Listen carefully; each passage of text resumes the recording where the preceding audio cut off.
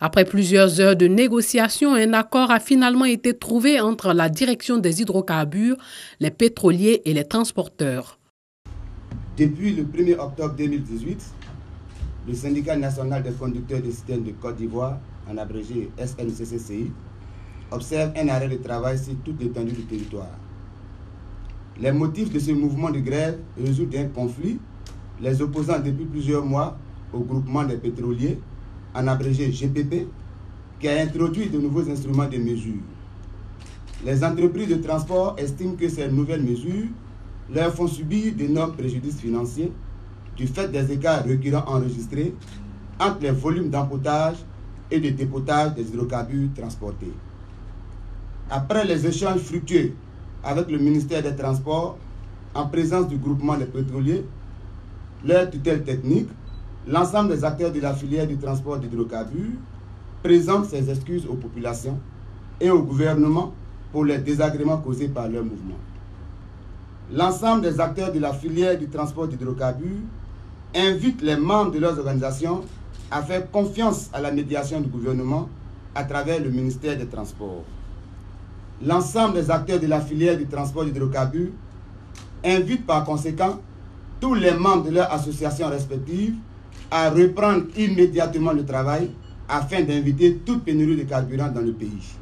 Aujourd'hui, les automobilistes ont pu avoir du carburant dans les stations-service.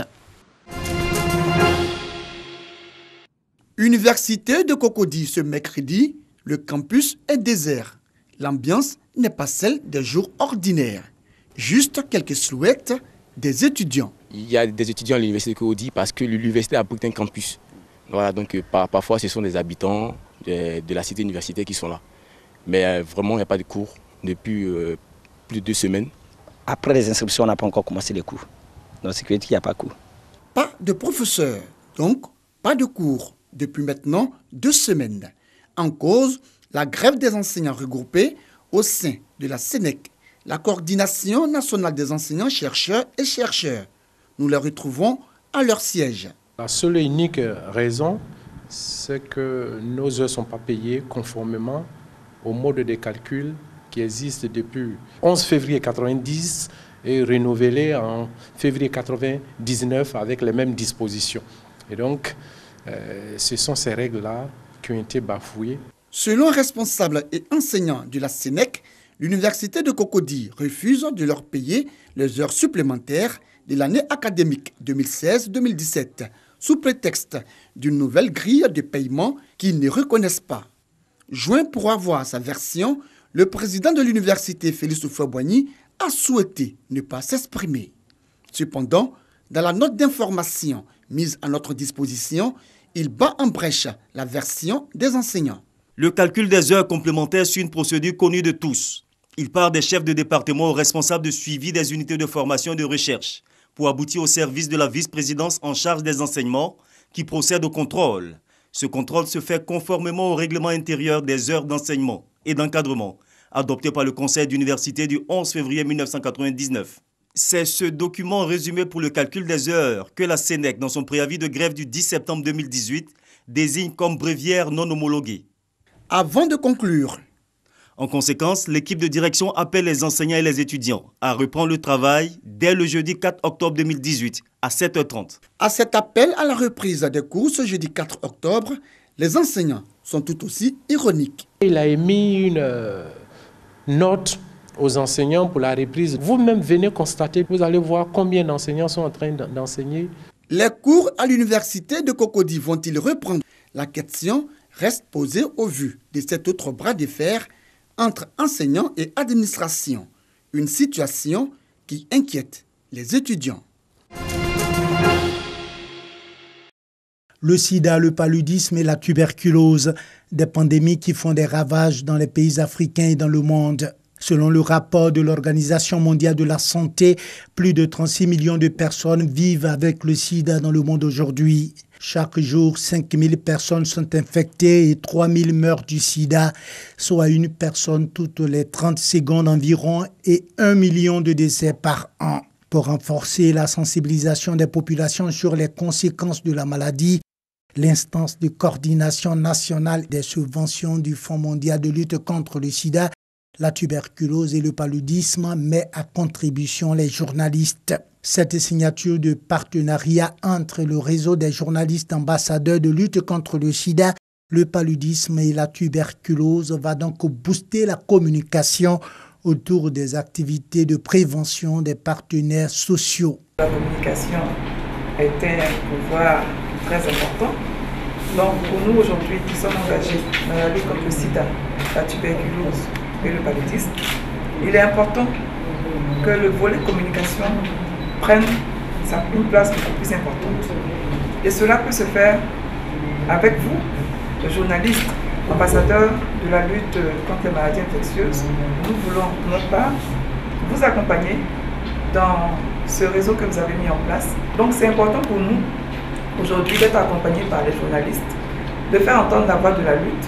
Et nous espérons qu'avec vous, nous allons aller encore plus loin dans la lutte. Les membres du REJAL Messi, réseau des journalistes ambassadeurs de lutte contre le sida, le paludisme et la tuberculose, entendent mettre leurs expériences et leur savoir-faire au service de la lutte contre ces trois pathologies. On ne peut pas mener une action telle que la lutte contre le paludisme et le sida en Côte d'Ivoire sans qu'il n'y ait de communication autour.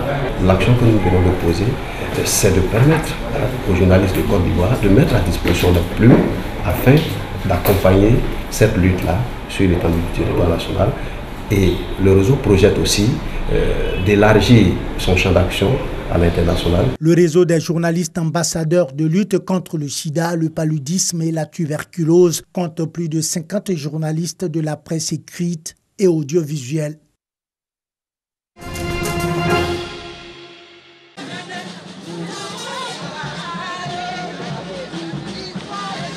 Cette procession annonce la célébration de la fête patronale de la paroisse Saint-Michel, Archange de Mputo, dans la commune de Cocody. Dans son homélie, le père célébrant Jean-Pascal Seka, vicaire général de l'archidiocèse d'Abidjan, a exhorté les fidèles à être à l'image de Saint-Michel Archange dans leur vie quotidienne, en prônant la paix et la réconciliation pour une fraternité et la confiance renouvelée entre les Ivoiriens. Selon le curé de la paroisse Saint-Michel de Mputo, ce message doit être perçu par tous les fidèles.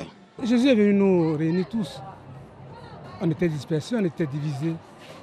Il est venu nous rassembler. Donc, si nous voulons vraiment le suivre, si nous voulons montrer que nous sommes ses amis, ses frères, ses sœurs, nous devons travailler dans le sens de la paix et de l'unité. Pour le parrain de la cérémonie, le peuple de Dieu doit demeurer dans le respect de la parole biblique afin de garantir la cohésion sociale au sein de la communauté chrétienne. Notre saint patron que nous fêtons a combattu et a été victorieux.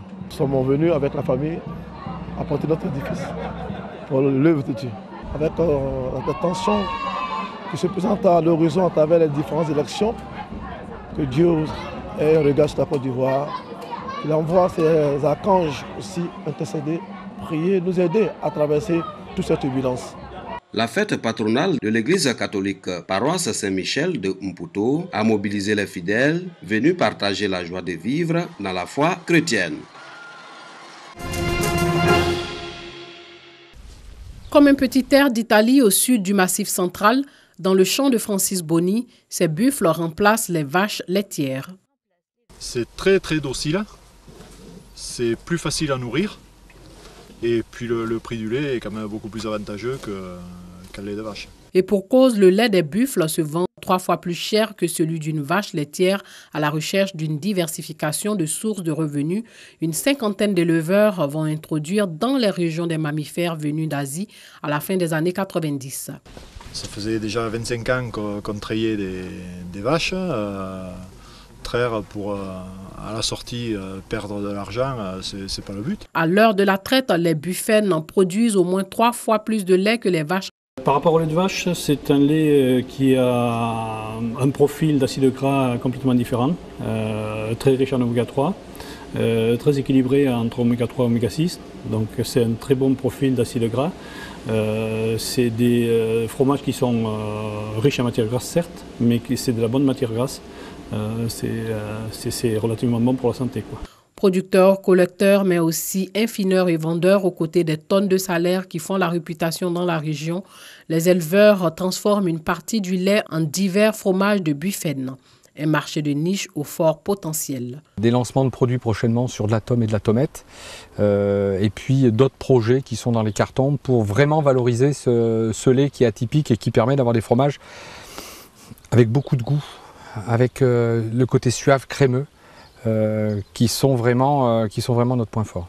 Face à une demande croissante, le groupement prévoit agrandir son cheptel, aujourd'hui le plus gros d'Hexagone.